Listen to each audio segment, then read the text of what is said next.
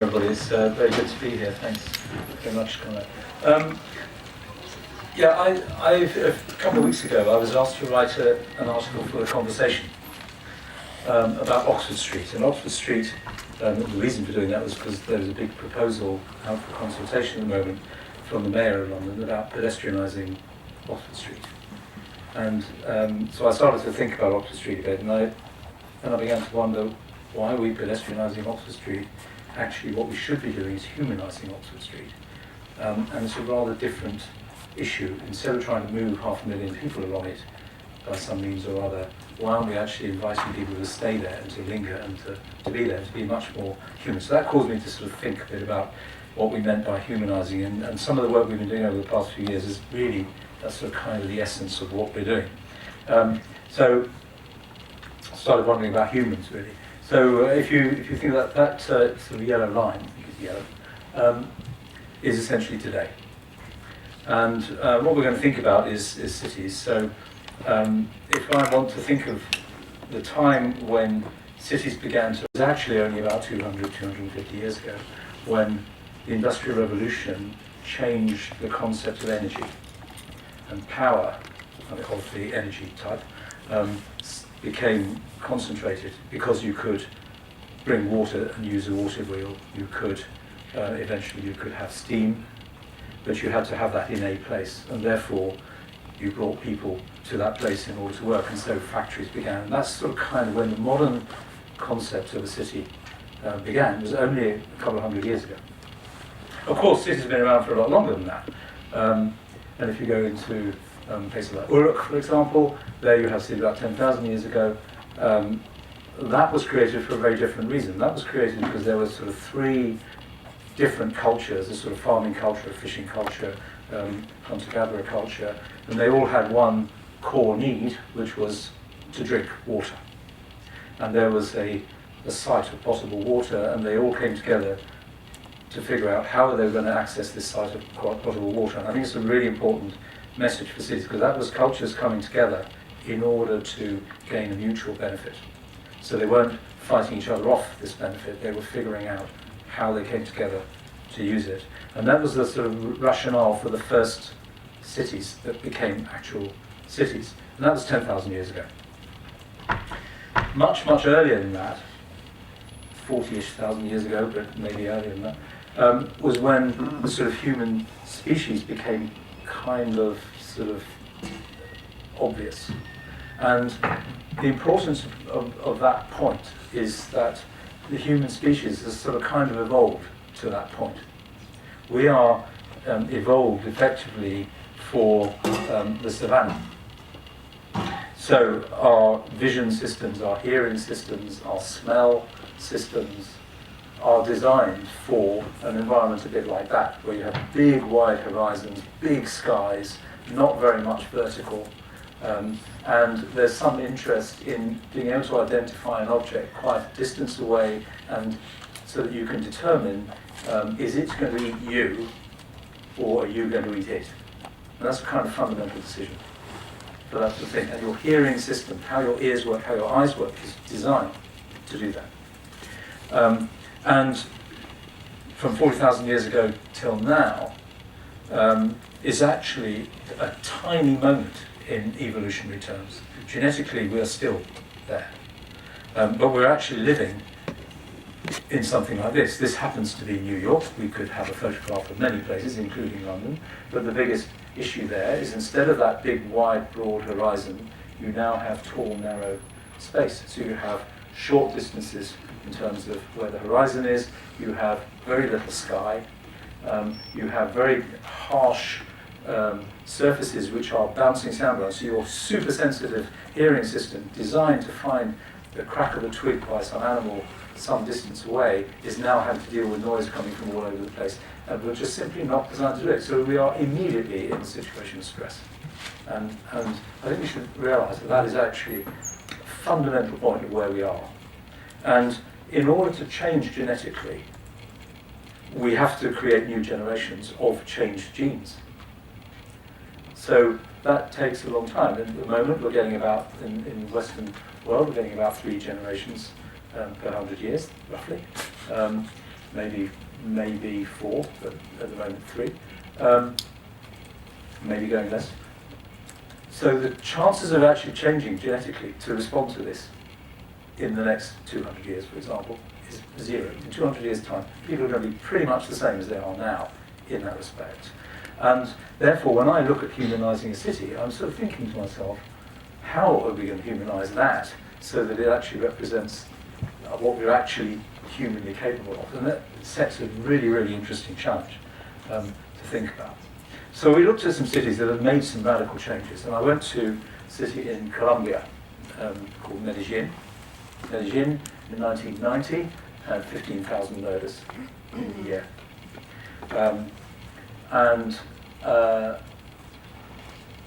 Pretty harsh place to live in. It was driven really, and we won't go into all the details of this, but basically it was driven by drug trafficking and drug gangs, and they were essentially, it happened to be that Medellin was at a sort of kind of crossroads from where they could grow the cocoa, which would make cocaine, and the airstrips where they could fly it out into the United States. And it happened to be there, and the drug gangs came in and occupied the outer edges of the town, and then created essentially a governance vacuum. And you ended up with 15,000 murders a year. Huge problem. And they decided actually they had to do something about this. And one of the main gang leaders said that he would like to be arrested because he's getting a bit scared of being shot. So he did a deal with the mayor to say, you can arrest me if I can build my own prison.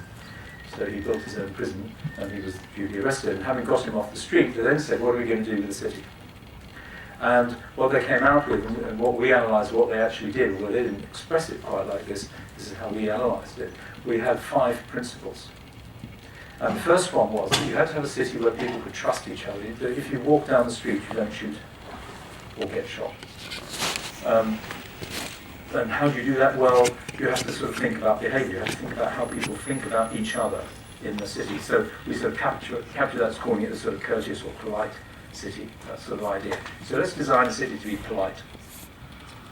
And active, inclusive, you had to have an economy, you had to have things to do, you had to have schools, you had to have education, hospitals and all that sort of stuff, but they all have to be accessible to everybody. Otherwise you're not going to have that trust, because you're going to offset it by having some things accessible to some people but not others. And if you look at very unequal cities, London's a great example of a hugely unequal city. You have that kind of problem here. Third one was that it had to be aesthetic and public, so you had to work to your senses. Look beautiful, sound beautiful, smell beautiful. I actually work with 35 senses, so it can be all sorts of things. And also the sense that people owned the city. Owned not in the sense of proprietorial, in the sense that I push other people away, but owned in the sense that I own and look after. I own and have a responsibility. That's part of the human condition there. Fourth one was to make it healthy, so it delivered health rather than took it away. And the fifth one is that it should evolve, that you create, you design, not simply for now, but you design to make sure that the future generations, who will have future needs that we do not know, will have options available to them to be able to make. If we close off those decisions by designing that we make now, then that is going to make that life very, very difficult and good. So there's a sort of set of principles there. We're sort of thinking, so can we actually create the city which is sort of human, which enables us to play with that? Then we looked at the planning system. So the planning system sort of kind of works downwards, so the left-hand arrow there is basically you have some idea of the city, and then we decide that industry is going to go in this place, and housing is going to go in that place, and shopping's over here, and we're going to have a railway, and we're going to have a road, and we're going to do all these sorts of things. It's what we generally sort of kind of call planning. And then somebody comes along and says, well, we better build that. So we build buildings, and we build roads, and we build infrastructure, get all our civil engineers excited and everything. And then we think, let's start putting people in this. So we're going to have some urban design. We have to sort of design some of these streets so that they can work together, and design junctions, and design places for people maybe. And then we have to think about, if you're designing for people, then you have to think about all those senses. So it's not just vision, it's hearing and touch and all that sort of thing.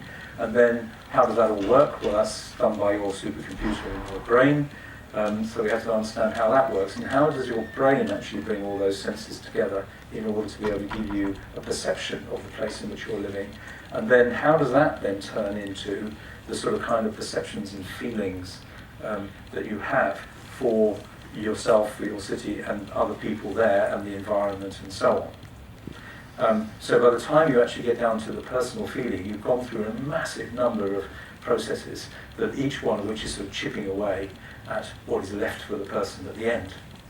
So what we thought was to get ourselves back to that question of how do we make a city fit for people, is actually to start with the people. So we start at the bottom, and we follow the right-hand arrow. Start at the bottom. What are the perceptions? How would we actually, what is it we're trying to express? And how do we understand? And how would we communicate that? So how's the brain going to do that and turn that? And what do we need to do about those senses? So how do we understand the senses? How do we create urban design to capitalize on the multiple senses? How do we then figure out the architecture and the engineering to deliver that urban design? How does that then give us a plan that we can start to figure out what we're going to do over time in order to create the city, and therefore we then have our overall view of the city. So that the design of the city, instead of starting from the top down, goes from the bottom up. And that seems to be a really important issue for us to be able to do that. So basically, you can divide that column of activities into the three things. The city at the top, going right down to the person at the bottom, with sort of people groups in the middle. And we have to be able to fit ultimately all of those, but it's the order in which you do it that's actually important. And a guy called Edward Hall, put in the same sort of kind of Oxford Holly White that you mentioned, in a sense was 1960s kind of guy, and what he was talking about was the space that people need. And he did this really from a lot of observations of people in the United States. And he came out with these sort of categories of space. At the bottom you have what he called intimate space. So this is the space between two people. And if that space is like 40 centimetres, that's pretty close. And you're not going to let people come into that space unless you particularly want them to do it. Or it's very, very threatening, or you're on the Tokyo Metro. It's why the Tokyo Metro feels very uncivilized. It's because people are in your space. You could argue on the London Underground it's like that. We're nowhere near as dense on the London Underground as the Tokyo Metro. Next one up is personal space. That's the kind of space that you have when you're talking to somebody. And you will find when you're talking to somebody, you're about that far apart. Why? Because your voice works like that, your ears work like that. You can see the gestures, you can see the micro signals, the twitches that tell you that there's sort of kind of not listening. All that sort of stuff. That's the personal space. Next one up is what we call social space. That's a little bit further out. So you wouldn't be having a conversation with somebody at that space because it's too far. But you would be able to see they're smiling, you would be able to see that they're not threatening, that they're friendly or not, and you'll be able to respond to them and react to that. Further out is what he called the public space. This is, you're not really going to see who it is there. You might, if you know them, you would recognise them, but if you didn't know them, you wouldn't know who they were, but you might just be able to feel whether they're going to be threatening or not. That kind of thing. And he built up that, and that was picked up by an architect called Jan Gehl in Copenhagen. And he converted it into a set of photographs. And essentially what you have at the right-hand end is the intimate space. And at the far left-hand end is 100 metres away, is essentially way past the public space. And you can barely see that there's a person there. And actually as you come near, and what you find is that the sort of space that we're interested in, if we're dealing with humanizing a city, is essentially those two, the social space and the personal space. And you can sort of get the impression there, of course this is a picture, it's not life-size and all of blah, blah, blah, but essentially you get the idea. And therefore we should be designing our city to be able to accommodate people like that. So here's a bus station in Cyprus. Now the interesting thing about this bus station in Cyprus is the seat. Okay? That seat is completely undelivered. Nobody knows why they have that seat. But actually, if you look, the seat is curved. It's like an S shape. And as a result of that S shape, and we can, I'd sort of highlight one end of it, yeah. As a result of that S shape, what happens is you end up with people being able to curve around that S-shape. Well, what that does is it brings, within their acute visual range, a group of people that they can talk to. So even though there's a rather ugly concrete pillar in front of them, you can see those people having a conversation. And the people on the other side can choose to be more private because they are looking outwards, they're not having to be involved in that. And what we found in the bus station was, at this end of the bus station, where they had these two S-shaped seats, there was a lot of interaction. People would come in, they would ask them information, they would join the conversation, or they would sit down on the other side of the seat and do their emails or whatever. But the other end of the bus station were straight benches, and people didn't talk to anybody. It was a completely different social space. And part of the reason for that is that curvature, because of the actual curvature it was, gives you a piece of social space and enables you to have that conversation with a group of people because it's sort of working with the way that their senses work. This is another example. This is in Havana, in Cuba. Now, in Cuba, you cannot buy concrete.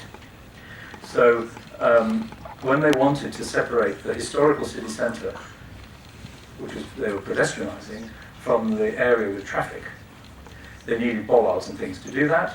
And so in order to have bollards where you can't have concrete, they've discovered they had, lurking around the city of Havana, thousands of British 18th century bronze cannons. And the laws of physics, great, right? So if you stick, this is a law of physics you can have, if you put an 18th century bronze cannon into the ground sufficiently far that it is rigid to be a bollard, it turns out that its height is just right for leaning on. So you see this guy here, he's leaning on it. And so the boundary between the pedestrian space and the traffic space isn't bollards, it's people. And those people, look at the spaces between them, those people are talking, they're chatting, they're conversing. So suddenly your city is not delivering frontiers of hardware, it's delivering frontiers of people. And the frontier of people is a social space in which, so that his city is becoming human. So you can start to design to encourage humanity in the city. We did an experiment here. Any of you around, many of you would have been around. This was in 2014 in Regent Street. And Transport for London had a year, what they call a year in the bus. And so they said, could I play with 2 bus stops in Regent Street? So this was one of them, and this is a musical bus stop. And so if you sit or sat on the seat on that bus stop, it would play some music. It would play part of the song. And if you sat on another part of the bus stop, you would play another part of the song. So the game that day was to see how would the public respond to this. We have 400,000 people, so a good sample. So how would the public respond to this? Well, the answer was they began to learn that actually, if you coordinated sitting in the bus stop, you would actually get the 2 parts to play together. So you've got people actually, complete and utter strangers, beginning to figure out how they could actually make this bus stop work. And the longest person we had in this bus stop was 4.5 hours, playing with the bus stop and communing with people and creating stuff. But what a day! No? Isn't that better than having them fighting each other and murdering each other in the end? So the idea. So what we were trying to find out was if you take something very boring and sort of day to day, like a bus stop that everybody ignores, and you make it into something that people can use as a means to interact with each other, suddenly we are bringing humanity into the city. And so it becomes something we can actually create. This was last year in Regent Street also, and this was another Transport for London thing. They had a thing called Transported by Design. So this is actually a rather funky map of the London Underground. And all these people are standing, you see they're all standing on circles. And each circle is a pressure pad. And if you stand on the circle, it will give you the sound or a sound representing that part of London. Some of them we recorded on the street, some of them we got from because they're a bit trickier to get from more formal recording archives. But for example, in Westminster there would be Big Ben, and there was the sound of the river, and there was a clock at Greenwich, and there was But then some of them will be more esoteric, like the sound of a bus door closing, which has a sort of kind of rhythm to it. Yeah? And again, so we hired some dancers, because we thought this was a bit more abstract than the bus stop, so we hired some dancers to come and dance on it. And the dancers had a problem because the dancers danced to music. And of course they had to make the music. So they had to figure out that they had to put their feet in, or their hands, or other parts of their body on these circles in order to create the music, in order to dance to. So they needed help from the public, so they had to get the public involved to come in and join them. And what you can see there is essentially that kind of exercise. But what that was really about was to try and get people to understand that there are sounds in the city, and if you actually, instead of just thinking that the city is just a complete cacophony, you just think that these are rather interesting sounds, you can start to think, actually it's quite interesting that the bus door has a rhythm, and that the channel tunnel, the crossrail tunnel digger is digging at another rhythm. What happens if you play the two together? What happens if you bring the Greenwich clock into that? What happens if you bring Big Ben into that? And suddenly you start to get things happening, and people realize that the only real way you get the interesting stuff to happen is when you collaborate. Because what this is another example of is essentially encouraging and enabling people to collaborate, not by telling them, so you must collaborate, but they discover it. And that process of discovery is part of how we learn how to live as human beings, because we are that social species that was hunting and gathering 40,000 years ago. This is our version of that now, and how we begin to do it. So what are the implications out of all this? I think if you want to humanize a city, one of the first things you've got to do is to get that trust going. You've got to be able to get people to realize that interacting with somebody is not a bad thing to do. And in fact, it's not only not bad, it's actually a really good thing to do. So we have to generate that trust. We have to think much more, I think, not of designing space. I think it's about designing time. And in order for us to enjoy time, we can make a space in which one can do it. So you think of that Havana bollard, the cannon in Havana. People were spending a long time on that, because it was an enjoyable place to be. And we can design the space in order to enable them to do that, and then they will have their conversation, and then we have our society. So design for time rather than space, and to think that actually everything is a performance, in the sense that people are going to do things, and it's a performance. I think another implication is about enjoyment. Now, enjoyment is a tricky word. So Lefebvre talked about enjoyment, réjouissance in France. Because he's French, so I suppose he spoke that. And it has a two-edged meaning. And he emphasized that two-edged meaning. And in English, we forget that it has two meanings. One meaning is about I'm enjoying myself, the pleasure. The other meaning is you enjoy a right. It's a human right. And what Lefebvre was talking about was, how do I enjoy, in the pleasurable sense, having the right, in the legal sense? And that there's a sort of issue of so enjoyment isn't some added extra that you sort of kind of do when you've fixed everything else or can't be bothered to fix everything else. Enjoy is actually kind of a right. You have a right to enjoy as well as enjoying the right. And I think that's a really important thing to remember, that we should actually not just design to be efficient and all those horrible words, but actually enjoyment is a really important thing. We also need to remember that things are ephemeral. Nothing is static. So if you want to humanize a city, we have what I call a rolling now. When is now, is gone. As soon as you think about now, is history. So you have to think how we actually move the house. So if you want to design time, and you want to design to humanize for people, you have to think about that moving now, because it's always history. And how do we then think about what it's going to be in a few minutes' time, and what you do? So we're doing a lot of work on what we think now is, and how that figures with the brain, and how you do that. And sort of tied in with that is that there's the concept of what I call repeating but never repeated. So every day I get on a bus, okay, to come to the university. It's actually the same bus, who knows?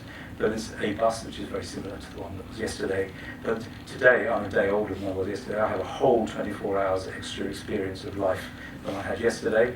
And I'm a bit older, a bit more frail, but I'm a bit wiser, all that sort of stuff, right? So I'm not the same as I was yesterday when I got on the bus. Similarly, the bus is a day old, it's done another 500 kilometres or something, and so on. So it's a bit more worn out and so on as well. So it is not the same. And tomorrow I'm going to get on another bus, and I will be a bit older, and I'll be a bit wiser. I've got to learn some new things, and so on. So and yet it is always repeating. You have this repeating thing. And the journey to work is a really classic example of a repeating thing, but it's never repeated.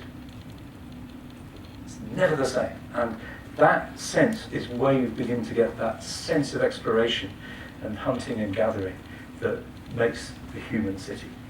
And I think we can design for that. Thank you very much.